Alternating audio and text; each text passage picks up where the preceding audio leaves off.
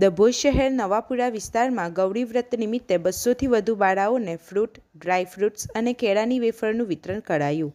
ડભોઈ નગરપાલિકાના માજી પ્રમુખ સોનલબેન સોલંકી દ્વારા બાળાઓને પ્રોત્સાહિત કરવાનો સરાહનીય પ્રયાસ.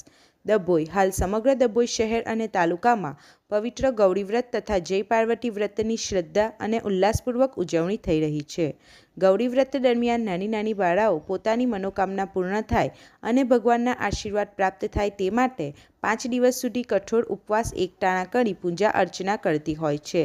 આ પવિત્ર અવસર પર ડભોઈના નવાપુરા વિસ્તારમાં રહેતી મધ્યમ વર્ગની બાળાઓના ઉત્સાહમાં વધારો કરવા માટે એક વિશેષ કાર્યક્રમનું આયોજન કરવામાં આવ્યું હતું.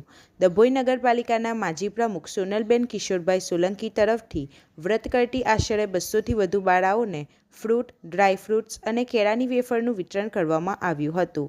સામાજિક સેવાની ઉત્તરોત્તર પરંપરા. ઉલ્લેખનીય છે કે સોનલબેન કિશોરભાઈ સોલંકી સેવાકીય પ્રવૃત્તિઓમાં હંમેશા અગ્રેસર રહે છે.